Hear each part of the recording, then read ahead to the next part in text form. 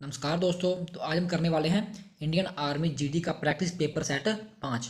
तो पहले जो 4 सेट हैं वो इसी चैनल में हैं, तो वहाँ पे जाके आप देख सकते हैं, उससे आपको बहुत हेल्प मिलेगी। तो हमारा पहला भाग है सामान्य ज्ञान। सिंधु घाटी के लोग डैश की पूजा करते थे, तो वो पीपल के पेड़ की पूजा करते थे। कौन सा सिंधु घाटी सभ्यता स्थल बंदरगाह था? उस वो था लोथल। ठीक है। और आगे हमारे पास बिना प्रतिनिधित्व के कराधान नहीं, ये किसका नारा है और ये इसका किससे संबंध है? इसका अमेरिकी स्वतंत्रता युद्ध से संबंध है।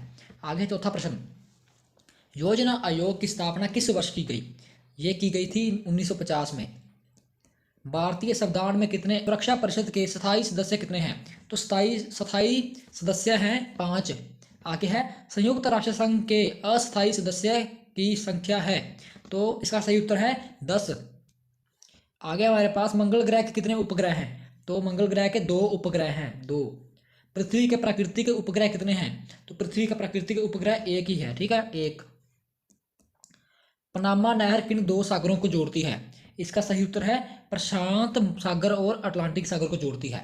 महासागर में से कौन सी विश्व की सबसे बड़ी झील है? माफ कीजिए, ये प्रश्न हमारा निम्नलिखित में से कौन सी विश्व की सबसे बड़ी झील है? इसका सही उत्तर है बी ऑप्शन, कैस्पियन सागर। अगला प्रश्न दोस्तों, भारत विश्व में किसका सबसे बड़ा निर्यातक है? सबसे बड़ा निर्यातक भारत है हीरों का, ठीक है। निम्नलिखित बंदरगाहों में से कौन सा भारत के पूर्वी तट पर स्थित है? इसका सही उत्तर दोस्तों पारादीप। 2011 की जनगणना अनुसार सर्वाधिक गणतव्य वाला प्रांत कौन सा है? तो वो है बिहार, ठीक है, 2011 की जनगणना के अनुसार। आगे है कुंभ मेला का आयोजन कितने वर्षों बाद होता है? तो वे ये होता है दोस्तों 12 वर्षों बाद, ठीक है। राष्ट्रीय एरोनॉटिकल प्रयोगशाला किस स्थान पर है? इसका सही उत्तर है दोस्तों बेंगलुरु। सूर्योदय का देश किसे कहा जाता है? दोस्तों सूर्योदय का देश कहा जाता है जापान को। चीन का शोक किस नदी को कहा जाता है? तो वो कहा जाता है हवांग को, ठीक है, हवांग। अब तक भारतीय मूल कितने लोगों को नोबेल पुरस्कार मिला है? तो वो 9 लोगों को पुरस्कार मिला है, भारतीय मूल के लोगों को, ठीक है। ज्ञानपीठ पुरस्कार किस क्षेत्र के लिए दिया जाता है? तो ये दिया जाता है साहित्य के लिए, साहित्य के लिए दिया जाता है ज्ञानपीठ पुरस्कार। आगे है सामान्य विज्ञान। जूल तथा अर्घ किसके मात्रक हैं? इसका सही उत्तर है दोस्तों कार्य और ऊर्जा दोनों के, ठीक है। तो हमारा ये ऑप्शन सही हो जाएगा दोनों के। निम्न में से बल की इकाई क्या है? इसका सही उत्तर हो जाएगा ये सभी। न्यूटन भी बल की इकाई है, ये भी है और ये भी। चुंबकीय क्षेत्र मापने का यंत्र क्या है? तो वो है गॉस मीटर। निम्न में अनुचुंबकीय पदार्थ कौन सा है? पैरामैग्नेटिक पदार्थ कौन सा है? वो है ऑक्सीजन। किस तत्व का परमाणु क्रमांक के बराबर होता है? तो उसका सही उत्तर हो जाएगा दोस्तों इलेक्ट्रॉन तथा प्रोटॉन। इलेक्ट्रॉन तथा प्रोटॉन के बराबर होता है किसी तत्व के परमाणु क्रमांक, ठीक है। किस तत्व का परमाणु जो होता है वो इलेक्ट्रॉन तथा प्रोटॉन के बराबर होता है, ठीक है। अब आगे देखिए, किसी परमाणु का परमाणु भार किसके बराबर होता है? तो वो होता है प्रोटॉन तथा न्यूट्रॉन के योग के, ठीक है। प्रोटॉन और न्यूट्रॉन का जो जोड़ होता है उसके बराबर होता है, जहाँ पे जोड़ आएगा, जोड़। अब आगे देखिए, इलेक्ट्रॉन क्या है? इलेक्ट्रॉन है बीटा कण, इलेक्ट्रॉन एक बीटा कण है। जल के अणु में HOH कोण लगभग कितना होता है? तो वो होता है 105 डिग्री, 105 डिग्री। हाइड्रोजन बंधन किस में अधिकतम है? तो वो अधिकतम होता है इथेनॉल में, इथेनॉल में अधिकतम होता है। अब आगे देखिए, H2SO4 का आणविक भार कितना होता है? तो देखिए H2 है तो यानी कि 1 × 2 हो गया। अब S 1 है, S का भार कितना होता है 32, क्योंकि S का जो एटॉमिक नंबर होता है वो होता है 16। उसी तरह उसका जो बार हो गया वो 32 हो गया, ठीक है। तो यहाँ पे हमें उसका बार ढूंढ रहा है, इसलिए बार को प्लस करेंगे। आगे हमारे पास 4 ऑक्सीजन, O4 दिए यानी कि 4 ऑक्सीजन। तो ऑक्सीजन का एटॉमिक नंबर होता है 8, लेकिन ऑक्सीजन का जो होता है बार वो होता है 16, इसलिए 16 को 4 बार गुना कर देंगे तो इसे इसका आंसर हमारे पास आ जाएगा 98, 98 हमारे पास आ जाएगा। वो किसके बराबर होता है? जो इसके बराबर होता है 98, ठीक है। अब आगे देखिए, नोबल गैस की खोज किसने की? नोबल गैस की खोज दोस्तों विलियम रामसे ने की, ठीक है। अब पोटाशियम क्लोराइड का रासायनिक सूत्र क्या होता है? पोटाशियम क्लोराइड का होता है KCl, KCl में दिया सी ऑप्शन में, KCl। अब DNA अणु में नहीं होता, पूछ रहे हैं DNA अणु में क्या नहीं होता है? तो उसमें यूरेसिल नहीं होता है, यूरेसिल नहीं होता। आरएनए अणु होता है जो, उसमें क्या नहीं होता है, आरएनए अणु में थायमिन नहीं होता, थायमिन। अब हीमोग्लोबिन किस में पाया जाता है, हीमोग्लोबिन पाया जाता है रक्त में, रक्त में पाया जाता है। अब अगला पार्ट हमारे पास 3 भाग गणित आ गया, ठीक है। तो 36 प्रश्न है, 36 नंबर, वह छोटी छोटी संख्या बताओ जिससे 338 को पूर्ण वर्ग बनाने के लिए गुणा या भाग किया जा सके। इसे हम ऐसे गुणनखंड की विधि से हल करते हैं। सबसे पहले छोटी रकम से 2 से हमने इसके फैक्टर निकाल लिए, तो हमारे पास आ गया 169। अब 169 का क्या होता है, 13 गुना 13 जब करते हैं तो 169 आ जाता है, ठीक है। तो 169 जब करते हैं तो 13 गुना 13 169 आ गया। उन्होंने पूछा छोटी छोटी संख्या बताओ, तो छोटी छोटी संख्या वो कौन सी है जिसको भाग या गुणा करके 338 आ जाए,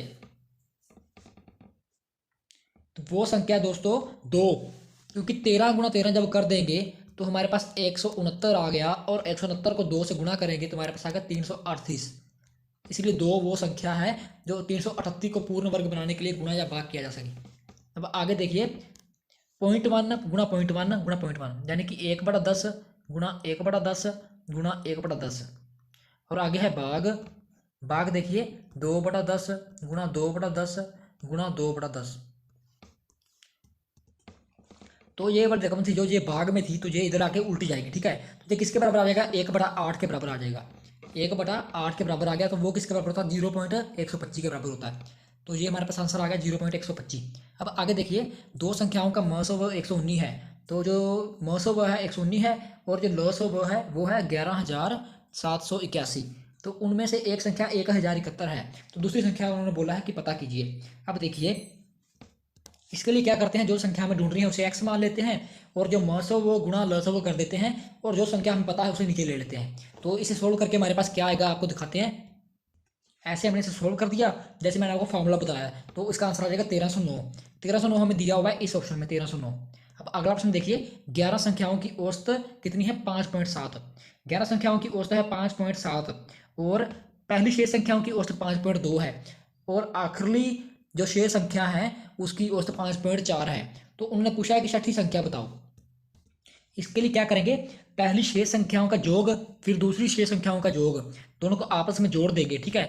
जो हमें 6 संख्या ये दी है 5.2 और 5.4, दोनों को जोड़ दिया, और जो 11 संख्याओं का योग है 5.7 है, उसमें से हम इसे माइनस कर देंगे, ठीक है। जैसे है 11 संख्याओं का योग से माइनस कर देंगे। अब देखिए, जो 5.2 है उसकी औसत हमने 6 संख्याओं की निकाली 6 गुना करके, दूसरी 5.4 है वो भी 6 संख्या उसकी भी औसत निकाली, दोनों को आपस में जोड़ कर दिया और माइनस कर दिया जो 11 संख्या है 5.7 वाली, उसमें माइनस कर देंगे तो हमारे पास ये आंसर आ जाएगा 0.9। वो में दिया हुआ है ए ऑप्शन में, 0.9 हमारा सही उत्तर हो जाएगा। अब आगे देखिए, एक परीक्षार्थी एक परीक्षा में 40 अंक लेता है, ठीक है, 40 अंक लेता है और 40 अंकों से फेल हो जाता है, यदि पास होने के अंक क्या है 40% है। अब देखिए 40 अंक लेता है और 40 अंकों से फेल हो जाता है, मतलब कि 40 अंकों से और चाहिए पास होने के लिए, तो कितने अंक हुए साफ पता चल रहा है, 40 अंक से फेल हुआ है, मतलब 40 अंक और जोड़ देंगे तो हमारे पास क्या हो जाएगा 80 अंक। 80 अंक यानी कि पास होने के लिए चाहिए, 80 अंक पास होने के लिए चाहिए, ठीक है। तो उन्होंने बोला है कि पास होने का अंक 40% है, तो यानी कि 80 अंक जो हमें पता किया हमने वो कितने 40% हैं टोटल के, टोटल जो पास अंक है 100 में से 40% पास अंक है, और 100 में से 40% कितना है 80 है। तो वैसे ही 100 में से 80% कितना हो जाएगा 160 हो जाएगा, इसका डबल हो जाएगा। और 100% कितना हो जाएगा 100% कितना हो जाएगा 20% जान लीजिए, पहले 20% हो जाएगा हमारे पास 40। तो 80 हमने ज्ञात किया 160 और 20% हमारे पास होगा 40, दोनों को जोड़ कर देंगे तो हमारे पास हो जाएगा 200। कुल अंक हमारे पास हो गए 200 जी, ठीक है, आसान सा सवाल था। अब 3 और 12 का मध्यानुपाती ज्ञात करें। इसका मध्यानुपाती जब ज्ञात करना हो तो हम क्या करते हैं, दो संख्याएं जो दी हैं उसको आपस में गुणा करके ऊपर उसका वर्ग ले लेते हैं, ठीक है, माफ कीजिए उसका अंडर रूट ले लेते हैं। ऐसे अंडर रूट ले लिया तो हमारे पास आ गया अंडर रूट 36, 36 का अंडर रूट होता है 6, ठीक है, 6 आ गया हमारे पास, इसका सही उत्तर हो जाएगा 6। अब आगे देखिए, किसी धन का 4% वार्षिक दर से 3 वर्ष में ब्याज 36 हो जाएगा। अब देखिए कोई धन है, ठीक है, कोई धन है उसका 4% एक साल का 4% क्या होगा ब्याज का दर लगेगा, 4% दर लग गया तो 3 वर्ष में ब्याज कितनी होगी 36 हो गई, 3 वर्ष में 36 होगी तो 1 वर्ष में उसका तीसरा हिस्सा हो जाएगा ना। अब यहाँ पे देखिए दोस्तों, हमें दी हुई दर भी दी हुई है, दर दी हुई है दर, जिस दर पे ब्याज लगती है, और एक टाइम दिया हुआ है और एक ब्याज भी दी हुई है। हमें क्या ढूंढना है? मूलधन ढूंढना है, मूलधन। अब देखिए, अब जब हमें ब्याज निकालेंगे तो उसका फॉर्मूला होता है मूलधन गुना समय गुना दर बटा 100। अब वैसे ही जब मूलधन निकालेंगे तो उसका फॉर्मूला भी ऐसे चेंज हो जाएगा, ठीक है।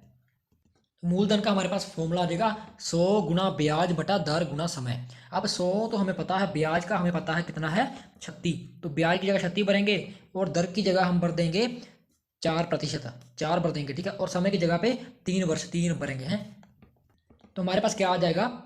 300 रुपये आ जाएगा जब हम वैल्यू भर देंगे। तो 300 हमें दिया हुआ है किस ऑप्शन में? ए ऑप्शन में दिया हुआ है 300। तो चलो ये 300 टिक कर दे। अब देखिए, 160 मीटर लंबी रेलगाड़ी 90 किलोमीटर प्रति घंटे की चाल से 440 मीटर पुल को पार करने में कितना समय लेगी? 160 माफ कीजिए, 160 मीटर लंबी गाड़ी है, तो वो 440 मीटर लंबे पुल को पार करेगी, ठीक है। तो टोटल जो लंबाई होगी वो कितनी होगी? 440 प्लस 160 लंबाई। जब भी रेलगाड़ी कैसा आए कोई भी क्वेश्चन, सबसे पहले जो लंबाई होती है, जब भी कोई खंबे को ट्रेन पार करती है और जो खंबे की लंबाई है और ट्रेन की लंबाई है, दोनों को प्लस कर देते हैं सीधा, तो उसका हमारे पास आ गया जी, हमारे पास आ गया 600 मीटर टोटल हमारे पास डिस्टेंस आ गया। अब देखो जी, सबसे पहले गाड़ी की चाल है जो 90 किलोमीटर, उसे हमें सेकंड में कन्वर्ट कर दिया। पहले घंटे में थी, उसे सेकंड में कन्वर्ट कर दिया, और जो किलोमीटर में थी उसे मीटर में कर दिया। तो हमारे पास आ गया 25 मीटर बटा सेकंड, 25 मीटर पर सेकंड हमारे पास आ गया। यानी कि जब भी हम किलोमीटर को मीटर में कन्वर्ट करते हैं तो 5/18 से गुणा करते हैं, तो हमारे पास आ गया 25 मीटर प्रति सेकंड। ये चाल आ गई है गाड़ी की। अब दूरी मैंने आपको बताया 600 मीटर दूरी बन गई थी, 440 प्लस 160 होता है 600 मीटर कुल दूरी बन गई है ट्रेन की, ठीक है। तो पुल को पार करने में कितना समय लगेगा? तो देखिए, समय का हमें फॉर्मूला पता है दूरी बटा चाल। समय का फॉर्मूला क्या होता है? दूरी बटा चाल। तो दूरी हमें पता चल गई है 600, और समय जो चाल है वो हमें पता है 25। तो दोनों को जब भाग करेंगे तो हमारे पास क्या आ जाएगा? काट के 24, 24 हमारे पास काट के आ गया, ठीक है। 24 हमें दिया हुआ है ए ऑप्शन में। अब अगला प्रश्न देखिए, एक शहर की जनसंख्या 64,000 है, जिसमें 10% वार्षिक की वृद्धि होने पर 3 वर्ष पश्चात जनसंख्या क्या होगी? देखिए, जो एक शहर है उसकी जनसंख्या कितनी? 64,000 है, और जो प्रति वर्ष हर एक साल के बाद जो टोटल है 64,000 है, उसमें अगर पहले साल 10% बढ़ गया तो जो उसमें जोड़ हो गया उसका फिर 10% बढ़ेगा, ठीक है। और उसमें फिर जोड़ हो गया और उसके अगले साल फिर 10% उसका बढ़ जाएगा। तो ऐसे हम जोड़ते जाएंगे, हमारा आंसर आ जाएगा। देखिए, अब देखिए 64,000 का जो 10% पहले साल बढ़ा है वो कितना हो जाएगा? 6400 रुपये। तो वो हमारे पास कितना आ जाएगा दोस्तों? इसमें प्लस कर देंगे तो ये हमारे पास हो जाएगा 70,400 रुपये, ठीक है। 70,400 रुपये हमारे पास हो गए। अब देखिए, उसके बाद उसने फिर बोला है दूसरे साल भी 10% बढ़ना है। अब इसका फिर 10% बढ़ेगा तो वो हमारे पास कितना 10% बनेगा? 7,040। तो 7,040 को इसमें ऐड करेंगे जब 10% बढ़ेगा तो वो हमारे पास कितना आ जाएगा दोस्तों? वो हमारे पास आ जाएगा 77,440। अब तीसरे साल भी 10% बढ़ना है इसका, जिसे हमने जोड़ किया, टोटल बन गया। इसका 10% कितना बनेगा? यहाँ पे लिख देता हूँ 7744 बन जाएगा 10%। अब फिर इसमें जोड़ दीजिए तो हमारे पास देखिए, अब ये देखिए 64,000 हमारे पास था, उसका 10% पहले साल हो गया 6400 रुपये, फिर वो बन गया 70,400 रुपये, ठीक है। 70,400 रुपये में अगले साल फिर 10% बढ़ना था, उसका 10% हो गया 7,040 रुपये। तो वो 70,400 में जब जुड़ गया तो वो हो गया 70,440 रुपये। अब इसमें अगले साल फिर जुड़ना है, ठीक है। इसमें साल कितना इसका 10% बनेगा? इसका 10% बनेगा 77,044 रुपये। तो वो जब इसमें ऐड कर दिया तो हमारे पास आ गया 85,184, 85,184 रुपये इसका आंसर आ जाएगा। तो वो हमें दिया हुआ है बी ऑप्शन में। अब अगला प्रश्न देखिए, 2 मीटर भुजा वाले घन की सतह का क्षेत्रफल क्या होगा? तो 2 मीटर भुजा वाले घन की सतह का क्षेत्रफल क्या होता है? इसका फॉर्मूला था 6 गुना भुजा, भुजा का स्क्वायर, भुजा का जो ऊपर स्क्वायर होता है। अब 6 को गुणा कर देंगे, भुजा कितनी है हमारे पास? 2, तो उसका स्क्वायर करेंगे तो हमारे पास आ जाएगा 6 गुना 4, तो वो हमारे पास आ गया 24। 24 हमारे पास है ये ऑप्शन, 24 हमारे पास 24 वर्ग मीटर आ गया, 24 वर्ग मीटर। अगला प्रश्न देखिए, एक कक्षा में 24 छात्रों का औसत भार 40 किलोग्राम है। औसत भार बोला है यानी कि हर एक छात्र का 40 किलोग्राम, एक का होगा 40, तो 27 का कितना हो जाएगा? 40 गुना 27 हो जाएगा टोटल 27 का कुल भार। और उन्होंने बोला यदि अध्यापक का भार जो है इसमें जोड़ दिया जाए तो औसत भार 1 किलोग्राम बढ़ जाता है, इसलिए अध्यापक का भार क्या होगा ये पूछा उन्होंने। समझ आ गया जी क्वेश्चन। अब यहाँ देखिए जी, जब अध्यापक को ऐड कर देंगे तो हमारे पास 25 टोटल बन जाएंगे, छात्र 24 और एक मिला के 25 बन जाएंगे। 25 को क्या करना है, गुना कर देना है। 40 औसत है और एक टीचर की औसत होगी एक, उससे कर देना है गुना। फिर उसमें क्या करना है, जो बच्चों की केवल औसत है उसे क्या कर देना है, उससे माइनस कर देना है। तो ये हमारे पास आ जाएगा 1025 यहाँ आ गया, और जो इसका था वो आ गया 960। तो दोनों को माइनस करके आ गया 65 किलोग्राम। 65 किलोग्राम टीचर का भार है, ठीक है। अपनी तरफ से मैं पूरी कोशिश कर रहा हूँ आपको समझाने की दोस्तों, लेकिन फिर भी कोई कमी रह जाती है मेरी तरफ से तो प्लीज़ कमेंट बॉक्स में लिख देना। कमेंट बॉक्स आपका ही है, वहाँ पे आप ही लिखेंगे, ठीक है। तो कोई सजेशन हो आप बता सकते हैं। तो आगे हमारे पास 35 सेंटीमीटर, 2 मीटर 50 सेंटीमीटर का कितना प्रतिशत है। जो 35 सेंटीमीटर है वो यानी कि 2 मीटर 50 सेंटीमीटर कितना होता है, 250 सेंटीमीटर। अब बताना है जो 35 सेंटीमीटर है वो 250 सेंटीमीटर का कितना प्रतिशत बनेगा, ठीक है। सबसे पहले क्या करना है, मान लीजिए हमें क्या पता करना है, एक्स प्रतिशत पता करना है, एक्स मान लीजिए उसे। अब 250 हमें दिया हुआ है सेंटीमीटर, उसको क्या करना है, एक्स प्रतिशत मानना है। एक्स प्रतिशत लिया तो हम नीचे 100 आ जाएगा, वो किसके बराबर है, 35 सेंटीमीटर के बराबर है, ठीक है। 35 सेंटीमीटर उसका प्रतिशत निकालना है। तो ये हमारे पास आ जाएगा, देखिए ये देखिए 35 गुना 100 हो जाएगा और नीचे 250 आ जाएगा, ये हमारे पास आ जाएगा 14%। 14% हमें दिया हुआ जी इस ऑप्शन में 14%। अब आगे देखिए 125/625, 125/625 कितना होता है। तो इसे 5 के पाड़े पे काट के देखते हैं। ये हमारे पास आ गया 2 और 2 25 आ गया यहाँ पे, और ये हमारे पास क्या आ जाएगा 1 2 5, फिर से 5 पे जाएगा 5, और ये हमारे पास आ जाएगा 2 5, और फिर से 5 पे 1 आ गया, और ये हमारे पास आ गया 5। कितना बनता है, ये बनता है 1/5। 1/5 किस कहाँ पे है हमारे पास, इसमें, ठीक है। यहाँ देखिए 1/5, तो ये इसका सही उत्तर हो जाएगा। अब आगे देखिए, अब दोस्तों लास्ट प्रश्न है हमारे पास, आखिरी प्रश्न। बोला 0.25 को जो भिन्न है उसमें बदलो, जैसे बटे में बदलो, बटे में बदलना है। तो 0.25 है, दशमलव है, और पीछे 2 अक्षर हैं। तो ये हमारे पास इसके नीचे क्या आ जाएगा 100। 25 के नीचे 100 आ गया तो हमारे पास क्या बन गया 25/100। अब ये हमारे पास क्या आंसर आएगा 25/100 का, तो ये बटे में आंसर आएगा। तो इसका आंसर आपको देना है, कहाँ देना है जी, कमेंट बॉक्स में। बाकी मैंने तो अपनी तरफ से पूरी कोशिश की है, फिर भी कोई रह जाता तो मुझे जरूर बताना, और इसका आंसर बताना तो ठीक है जी, आपकी मर्जी है। तो ऐसे और वीडियो लाते रहेंगे, हमारे साथ बने रहिए इस चैनल पे, आपको पूरी तैयारी कराएंगे जी, ठीक है जी। कोई भी डाउट हो किसी भी तरह का प्लीज़ कमेंट बॉक्स में लिख दीजिएगा, उसका रिप्लाई एक दिन के अंदर आपको जरूर मिलेगा।